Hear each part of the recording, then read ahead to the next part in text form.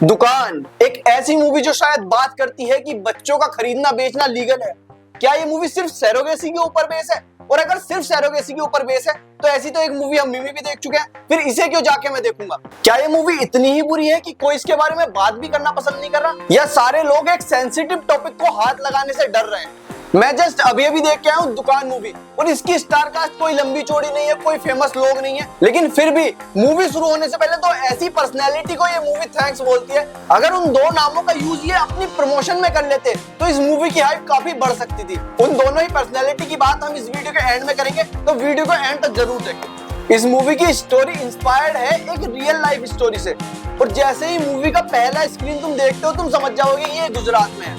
और जिस तरह से गुजरात का कल्चर बिल्कुल डीप रूटेड इन्होंने दिखाया है कि क्या वहाँ पे सब चल रहा है, जो उनकी जबान है, बोली है, जो उनके कपड़े हैं, उस सबको जैसे ये साथ लेके चलते हैं कि आईवीएफ टेक्नोलॉजी में तुम क्या ही नया दिखा दो। और मिमी हम देख भी चुके हैं, तो उसमें इसकी बात में पहले भी कर चुके हैं, तो तुम्हें लगेगा ये सब तो मुझे पहले से पता है, लेकिन नहीं, यहीं पे तुम गलत साबित होते हो। ये सिर्फ आईवीएफ के बारे में नहीं है, ये उस बारे में है कि कैसे ये पूरा इकोसिस्टम काम करता है, और क्या रिएक्शन होगी एक ऐसे बंदे की जिसके लिए 5-10 हजार रुपए बहुत बड़ी बात है, और तुम उससे अचानक से कह दो कि तुम्हें 2.5-3 लाख रुपए मिलेंगे किसी और का बच्चा एक टेक्नोलॉजी के थ्रू अपने पेट में पालना है, और जैसे ही वो जन्म ले बस वो दे देना है। इसके बाद 9 महीने का काम करके जितना तुम्हारा पति लगभग 3-4 साल 5 साल में कमाता, तुम सिर्फ 9 महीने में कमा सकते हो। और समाज क्या कहेगा इस बात से ऊपर बढ़ के, क्या वो इस काम को करेंगे? और अगर जो लोग करने लगते हैं तो क्यों वो इससे फिर बाहर नहीं जा पा रहे? क्यों वो इस साइकिल में फंस गए हैं कि किसी एक का बच्चा, फिर एक और बच्चा, फिर एक और बच्चा? और ये एक पक्ष हो गया कि जो आपके बच्चे को कैरी कर रहा है, जो आपके बच्चे को पाल रहा है, लेकिन दूसरा पक्ष कि जो लोग अपने बच्चे कंसीव नहीं कर पा रहे, वो इस टेक्नोलॉजी का उपयोग करना चाहते हैं। इसके बारे में क्या सही है, क्या गलत है, मैं कुछ कहने के लिए बहुत छोटा व्यक्ति हूँ, लेकिन जो उनकी मेंटलिटी है, किस मेंटलिटी से वो आ रहे हैं। और जब पूरी मूवी चल रही होती है, बीच में वो एक बहुत गहरा डायलॉग कहते हैं कि तुम्हारे लिए शायद ही एक और बच्चा होगा, लेकिन हमारे लिए सिर्फ एक है।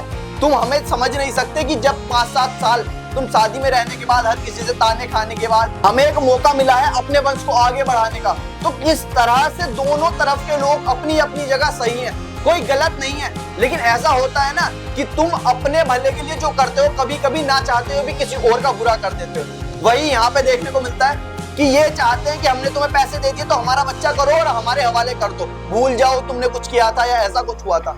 और दूसरी तरफ उनकी कुछ उम्मीदें हैं कि ठीक है तुमने हमें पैसे दिए हैं, लेकिन जो उस बच्चे से हमें थोड़ा बहुत लगाव हो गया है, जो चीजें हुई हैं, 9 महीने मैंने उसे पेट में रखा और पूरी रात उसके लिए जागी, क्या उस चीज की वैल्यू सिर्फ पैसों से नापी जा सकती है? इस सब से आगे बढ़ के ये मूवी फर्स्ट हाफ में बात करती है एक ऐसी लड़की की जिसे बच्चों से सख्त नफरत है, लेकिन सेकंड हाफ आते आते उसके साथ ऐसा क्या हुआ कि वो बच्चे करने की मशीन बन गई। वो दूसरों के बच्चे कर करके दे रही है, पैसों के लिए या कोई और रीजन था? कम बजट में भी कैसे अच्छी मूवी बनाई जा सकती है, ये मूवी उसका परफेक्ट एग्जांपल है।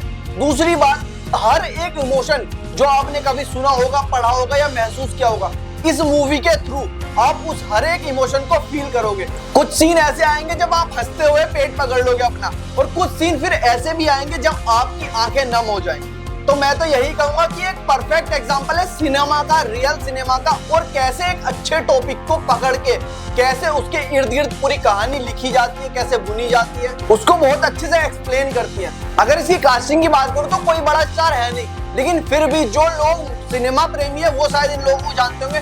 मोनिका पनवार जो लीड रोल में हमें देखने को मिलती है, इन्हें अभी हमने कुछ समय पहले एक सीरीज में भी देखा था, मस्त में रहने का, अमेज़न प्राइम पे ये पड़ी हुई है। दूसरा हमें देखने को मिलते हैं सिकंदर खेर, आपने इन्हें कई मूवियों में विलन का किरदार निभाते हुए देखा होगा।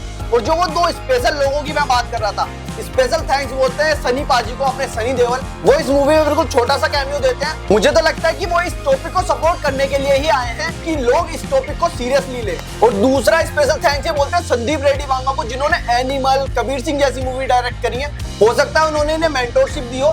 तो अगर मैं बात करूं कि ये मूवी आपको देखनी चाहिए या नहीं देखनी चाहिए, तो मेरी तरफ से तो ये मस्ट वॉच है, क्योंकि जितने भी रस हैं ये सबको टच करके आती है। दूसरी बात, मस्ट वॉच इसलिए भी है कि ये एक ऐसे सीरियस टॉपिक पे इतने अच्छे से बात करती है, आईवीएफ पे। क्योंकि देखो ऐसा तो है नहीं कि अगर आप किसी चीज के बारे में बात नहीं करोगे तो वो दुनिया में हो नहीं रही है, वो हो रही है। तो जितनी जल्दी आप उसे जान लोगे, उसे अच्छे से समझ लोगे, उतना ही अच्छा है। कुछ लोग आर्ग्यू करने आ जाएंगे कि आईवीएफ क्यों करा रहे हो, बच्चों को अडॉप्ट कर लो, तो मैं उस चीज से बिल्कुल दूर हूं भाई। सबकी अपनी अपनी इच्छा है, आप अपनी समझ किसी और के ऊपर नहीं थोप सकते कि अडॉप्ट कर लो, क्यों आईवीएफ करा रहे हो। वो अपनी समझ है, जिसको जैसे ठीक लगता है वो करे। इन द एंड अगर आपको हमारा काम पसंद आ रहा है तो हमारी वीडियो को लाइक करें और चैनल को सब्सक्राइब करें।